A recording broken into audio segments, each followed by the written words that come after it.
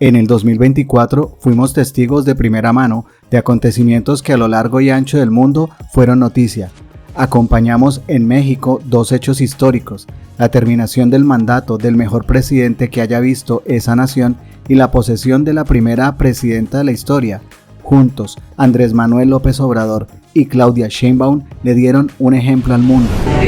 Yo tomaba acuerdos con él como cualquier gobernador o gobernadora. Y hasta ahí siempre fue muy respetuoso, pero queda mucho de su legado y eso pues, es un orgullo, por eso el decir es un honor estar con Obrador no es de ahora, así es, así ha sido y así será. Es un honor.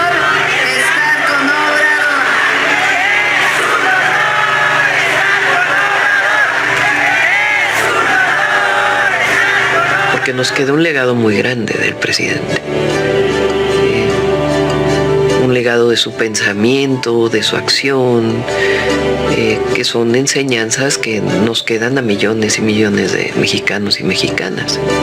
De esta afectividad que se genera cuando has venido luchando durante tantos años y tienes tantas cosas en común. De hecho, yo he estado escribiendo y hay momentos que escribo y se me salen las lágrimas porque ha sido muy emotivo, muy emotivo.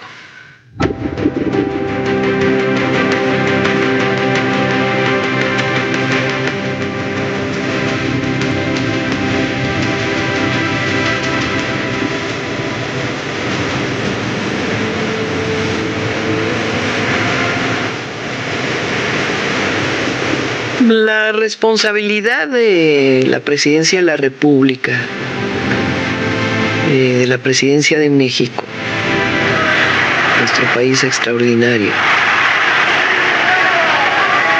Primera mujer presidenta, además.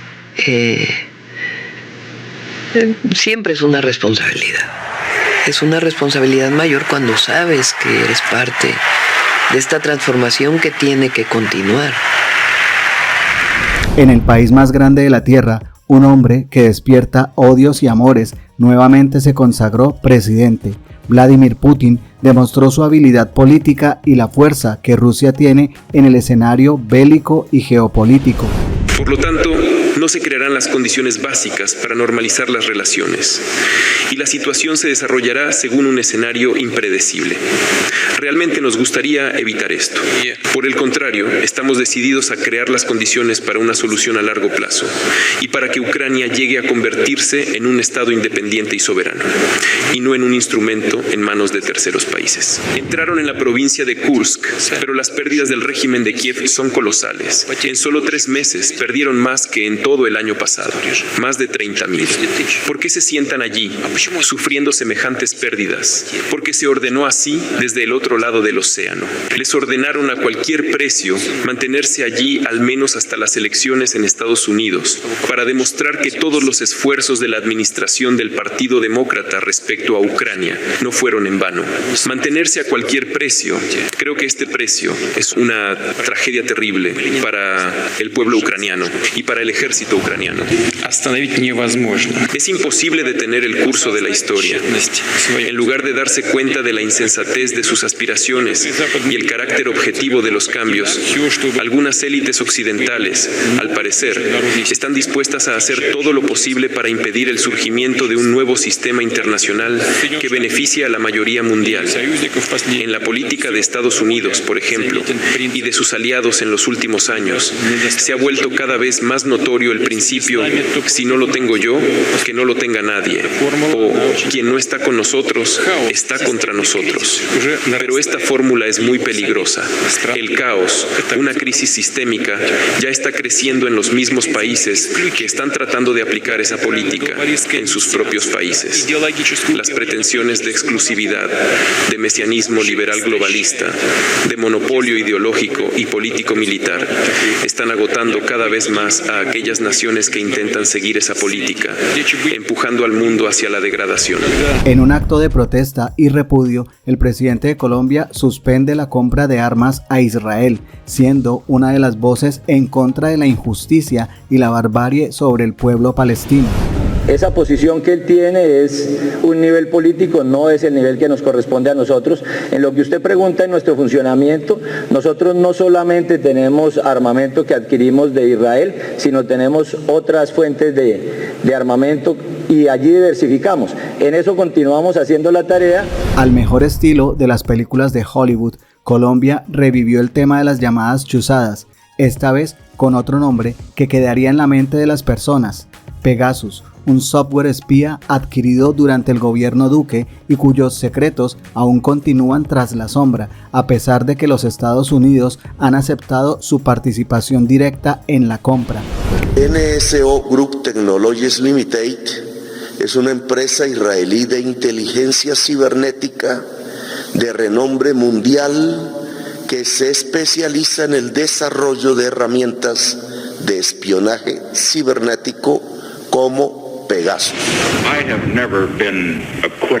Nunca he sido un desertor. Dejar el cargo antes de que termine mi mandato es abominable para todos los instintos de mi cuerpo. Este era Richard Nixon, el presidente republicano de Estados Unidos, que renunció cuando se reveló el escándalo de espionaje conocido como Watergate, que desveló una trama muy avanzada en la administración Nixon, que tenía una estructura de alto nivel y compleja para escuchar a algunos integrantes del Partido Demócrata, entre otras cosas igual de graves. Tal escándalo saldría a la luz gracias a dos reporteros del diario Washington Post y fue tan grave que desembocó en la renuncia del presidente.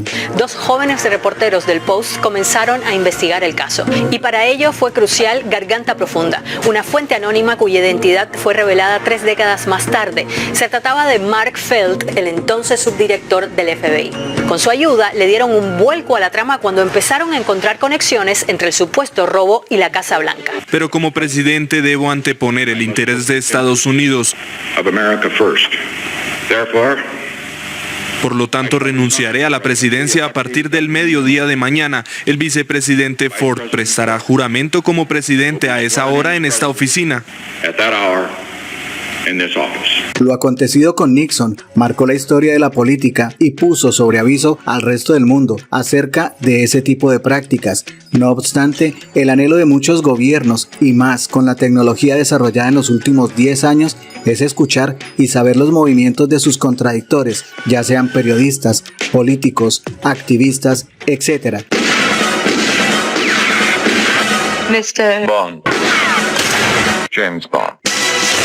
Pero ha sido a través del cine que las personas comunes y corrientes nos hemos enterado de todos estos entramados tan sofisticados que parecieran solo existían en las películas, ambientadas durante la Guerra Fría y en la figura de James Bond. Sin embargo, sería en 1998, de la mano del ahora muy controvertido Will Smith y Gene Hackman, que el público dimensionaría el verdadero riesgo de perder su privacidad a gran escala, gracias a un sistema capaz de ubicar a un individuo en cualquier parte del mundo y conocer toda su vida, cambiarla, desprestigiarla y por supuesto perderla. Así lo vimos en la película Enemigo Público o Enemigo del Estado, como fue su nombre original. No, I was picking something up for myself. I do a little cross-dressing on the weekends. Let's get into his life. Produced by Jerry Bruckheimer. Take his wife and kid, he'd give it up for them. Target switching. Directed by Tony Scott. Why are they after me? 2 targets, rooftop. You have something they want! I don't have anything! Request immediate keyhole visual tasking. Target is on 21. Don't do this to me. Get out! 19. I've been a law-abiding citizen my whole life. One day with you, shoot. He's running! He's on your 6 o'clock. Will Smith. Certainly carjacked a really nice car. Gene Hackman. You're either incredibly smart or incredibly stupid. We'll see in a minute. Enemy of the state. Venezuela, el país con las reservas internacionales de petróleo más grandes del mundo, vivió entre cuestionamientos, dudas y la sombra del fraude la victoria de Nicolás Maduro, quien ganaba otra vez la presidencia. Primero, Nicolás Maduro Moro, del Gran Polo Patriótico, obtuvo 5.150.092 votos, con un 51.20%. El candidato Edmundo González, de la Mesa de la Unidad, obtuvo 4.445.978 votos, con un 44.2%. Después de recibir 930 sanciones criminales, después de haber sufrido lo que hemos sufrido, ¿cuál país se atreve a convocar elecciones? Quiero que me digan. Las convocamos, se realizaron de manera ejemplar y puedo decir ante el pueblo de Venezuela y ante el mundo: soy Nicolás Maduro Moro, presidente reelecto de la República Bolivariana de Venezuela, y voy a defender nuestra democracia, nuestra ley y a nuestro pueblo. La caja de Pandora de la UNGRD se comenzó a abrir, revelando un entramado de corrupción que data de gobiernos anteriores y que logró permear el actual, prometiendo revelar más implicados y el alcance de esta práctica sistemática. Lo venimos haciendo desde hace aproximadamente, hace más de 2 meses. Ellos empezaron por manifestar que tenían un compromiso penal en los hechos que se les atribuyen y que en buena parte constituyen una revelación que hace la prensa de este país, y eso es un tema que hay que reconocer. Las unidades investigativas de los medios de comunicación son muy buenas. Nosotros sí efectivamente llevamos ese proceso de diálogo, de negociación con estas personas. Yo quisiera sí llamar la atención que estos procesos son procesos muy complejos, porque independientemente de que 2 personas digan ser culpables y quieran obtener unas rebajas o unos beneficios a partir de la información que otorgan, la Fiscalía tiene un deber indeclinable, y es el de efectuar las verificaciones de rigor. Los ejercicios de negociación a nosotros nos ahorran mucho tiempo, porque nos dan a conocer verdades que no teníamos, o a las que difícilmente vamos a llegar si no es a través de esas versiones, de esas confesiones y de esas delaciones. Los Estados Unidos giraron nuevamente a la derecha republicana, otorgándole la victoria a Donald Trump, un presidente del que seguro escucharemos todos los días, ya sea porque quiere apoderarse del Canal de Panamá, la paz en Europa o iniciar una guerra comercial con China. En fin, temática es lo que sobra. Si nosotros ganamos, Estados Unidos va a ser respetada, y si es necesaria, va a ser temida de nuevo. Kamala rompió, pero yo lo voy a construir, a reconstruir.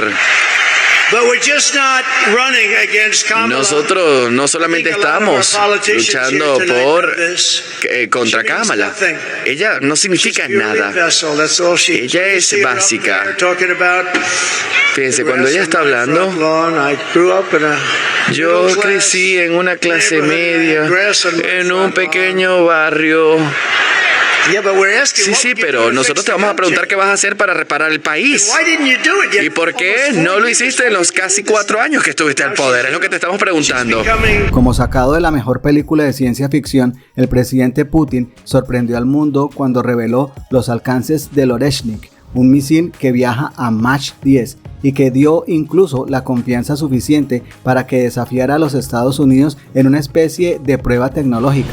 Todo comenzó cuando Biden autorizó que Ucrania utilizara misiles de largo alcance para atacar territorio ruso, lo cual para Putin es considerado como una participación directa de los países de la OTAN, liderados por Estados Unidos y que en la actualidad tienen 32 miembros, como lo dice su sitio web. Y las 2 fechas ya mencionadas son importantes porque esos días se hicieron efectivos ataques a territorio ruso, lo cual también generó una respuesta que en la práctica es evidente que es escala el conflicto, al cual Rusia ya había adherido militares norcoreanos, agravando la situación. Y aunque muchas veces se habló de que las cosas podrían llegar a empeorar dramáticamente, se pensó que con la elección de Donald Trump las cosas mejorarían notablemente e incluso la guerra terminaría en algunas semanas, excepto por un detalle, que el presidente de Estados Unidos todavía es Joe Biden.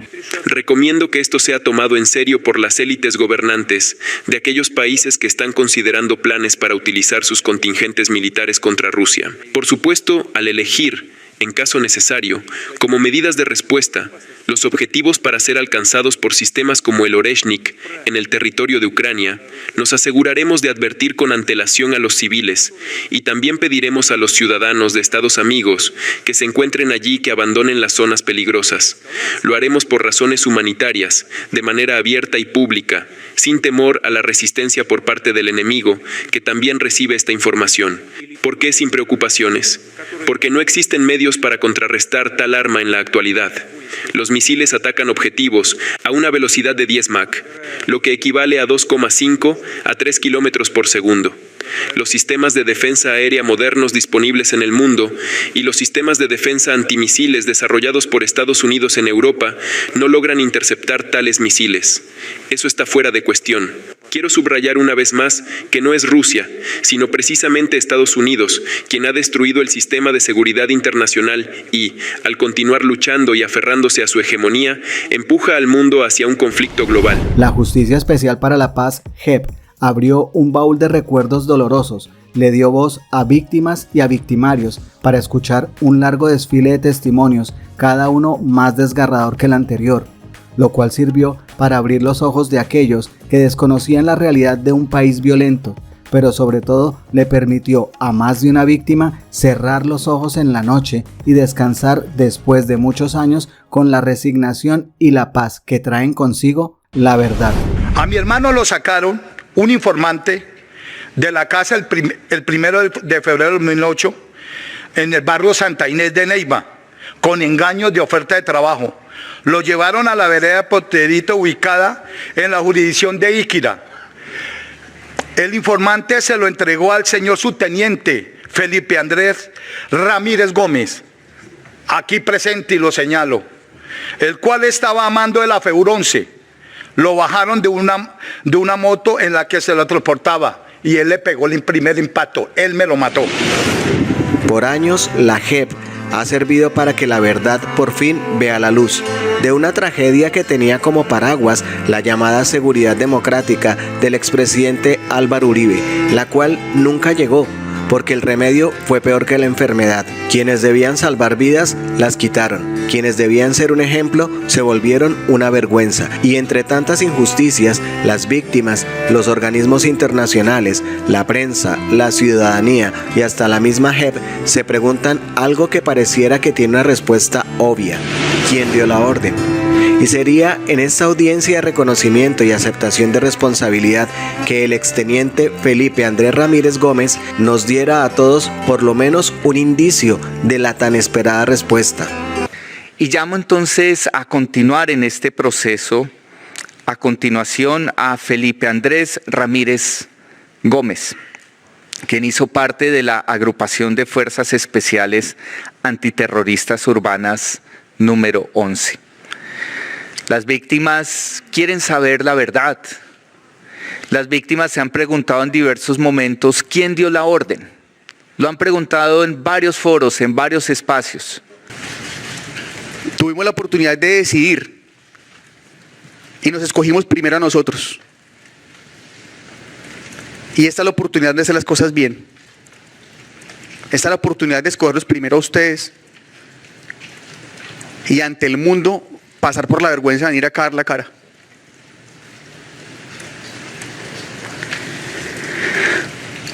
Reconozco el daño que se ha causado a todas las personas y a la sociedad,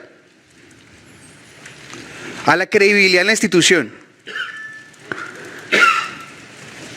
Reconozco el daño que le hemos causado al pueblo huilense, la estigmatización que les hemos causado a sus regiones, señalándolos de zonas rojas,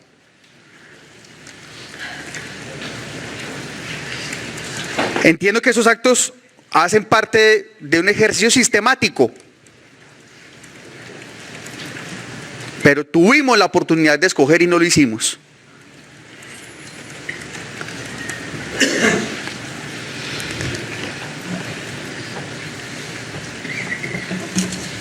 Cuando tengo la oportunidad de hablar con mi hija de estas cosas, lo hago porque sé que ya va a haber esta audiencia. Mi mamá está viendo la audiencia en este momento. Me siento avergonzado, no solamente ante ustedes, ante mi familia y la familia de los soldados que induje para que cometieran ese crimen.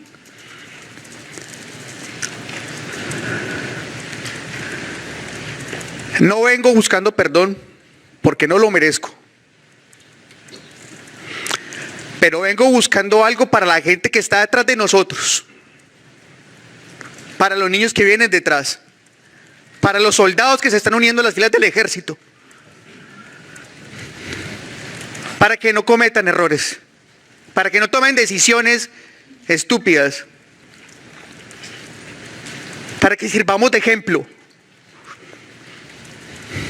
para que le devolvamos al país la dignidad que merece. Colombia no merece esto. Ustedes no lo merecen. Quiero cerrar esto haciendo una reflexión. Mi carrera se vio amenazada por un artículo de un código de reglamento institucional de régimen disciplinario único, artículo 103, facultad discrecional, con el que me amenazaron si yo no cumplía con la política de seguridad democrática. Con el mismo artículo amenazaron a coroneles, comandantes de batallón, de relevarlos de su mando y de echarlos del ejército si no cumplían con la política de seguridad democrática. Con el mismo artículo fueron amenazados generales, comandantes de brigada, que fueron relevados del mando por no cumplir con la política de seguridad democrática.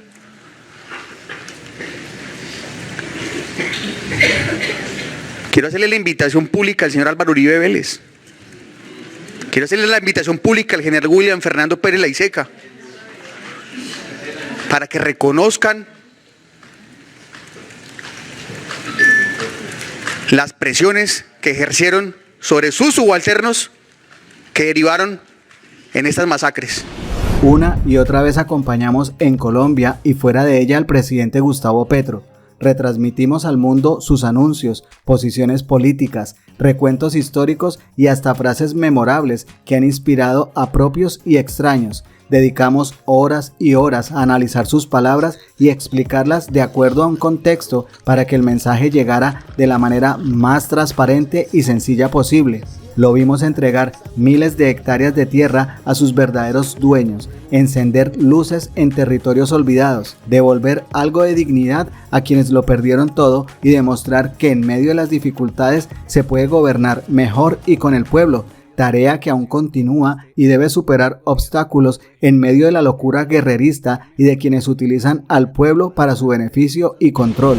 Y luego el resto del mundo conociera una porción de tierra privilegiada, pintada por las manos del mismísimo Dios, quien no se guardó nada para hacerla hermosa. ¿Cómo negar que García Márquez le mostró al mundo que aquí los escritores pueden llegar a ganar nada más y nada menos que un premio Nobel? ¿Cómo olvidar que Elkin Ramírez, el titán del rock, le abría las puertas a una generación que aprendió a pensar cuando muchos creían que pensar era una utopía? ¿Por qué negar que la patada más gloriosa para el deporte colombiano la dio James Rodríguez en el 2014? ¿O que la Mencha puso a más de uno en Estados Unidos y Europa a saborear el café colombiano? ¿Y qué decir de Botero, que nos mostró la belleza con otros ojos? ¿O la ternura y sencillez de nuestra bichota cuando en el escenario deja correr sus lágrimas? ¿Y cómo dejar por fuera a nuestra Francia Márquez? Ella, en sí misma, es un símbolo. Sin embargo, entre tantos y tantas figuras, la historia de Colombia le tiene reservado un lugar especial a 4 personas que no solo fueron inteligentes, sino también valientes.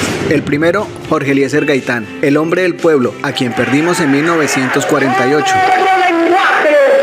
Que no es este lenguaje del odio, que no es este lenguaje de las jugadas electoreras, que no es este lenguaje de que en este país el poder tiene que pasar de don fulano para ir a don sultano y volver a ir a don sultano para volver a don mengano y de don mengano para ir a don sultano.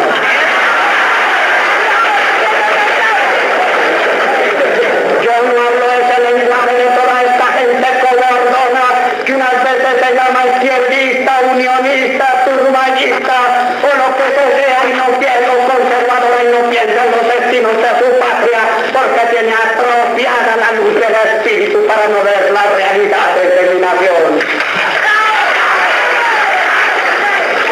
Otro es nuestro lenguaje. Lo llaman demagógico, pero es lenguaje de justicia que está llamado a una transformación y que nadie va a detener. Yo no soy yo personalmente, yo soy un pueblo que me sigue, porque se sigue a sí mismo cuando me sigue a mí, pero he interpretado. El segundo, Luis Carlos Galán, quien dejó claro que los hombres pasan y las instituciones quedan. A nuestra patria llegó, como llegó a más de 60 países del mundo, el poder oscuro y criminal del narcotráfico. A los hombres se les puede eliminar, pero a las ideas no. El tercero también era político y periodista y humorista y hasta presentador de televisión, Jaime Garzón. Fue un avanzado para su tiempo que nos dejó claro que quienes nos han metido en este problema no pueden ser quienes tengan la solución. Nosotros no sabemos si somos mestizos, si somos españoles, si somos... Y sin embargo seguimos rindiendo un tributo y un respeto a esa clase alta dueña del poder. Nosotros nombramos funcionarios públicos. Funcionario público es para que le funcione al público y terminamos haciéndole venias, es decir, todos sirviéndole a ellos. El último de estos grandes hombres está vivo, de milagro, porque puede ser el hombre más querido en Colombia y parte del mundo y a la vez el más odiado, pero lleva consigo un legado que nace de situaciones como haber estado en la insurgencia, en la cárcel, en la universidad, en el exilio, en el Senado y ahora en la presidencia. Un intelectual quizás más que gobernante, pero no importa porque todo en la vida se aprende y además para cambiar a Colombia y que algún día podamos conocer un día de paz y que vivamos en un país más o menos equitativo se requiere una alta dosis de locura sumado a una alta dosis de voluntad, de conciencia social y el compromiso que ya tiene. Pero lo que viene para Colombia no está escrito y por eso entender la historia es vital para saber el punto de llegada. Recuerde que cuando uno no sabe para dónde va, cualquier bus le sirve. Por ahora, escuchemos a Gustavo Petro anunciando los motivos y la antesala de lo que nos espera. Bienvenidos. La historia siempre se ve desde diferentes ángulos y hay unos profesionales que tienen que escribirla y nos está haciendo falta. No están escribiendo la historia de Colombia, sino a pedazos. Porque... y ese es uno de los principales errores del expresidente César Gaviria. Todos vamos a cometer errores, obvio. Pero la historia, cuando se escriba sobre esto, sobre estos días, dirá cuáles los errores de Petro, dirá. Hoy podemos ver los errores de Gaviria. Uno de ellos fue acabar con las clases de historia en Colombia. Por lo anterior, es más que justo dar las gracias a todos aquellos que se informan con nuestro contenido, que ven los videos hasta el final, que con acciones muy sencillas como dar me gusta, comentar y compartir, también hacen la diferencia. Y un especial agradecimiento a quienes fueron más allá y se unieron al canal a través de una donación. Para todos y todas, nuestro fraternal saludo y reconocimiento, porque sabemos que no estamos solos. Nuevamente gracias y que Dios los cuide en su camino.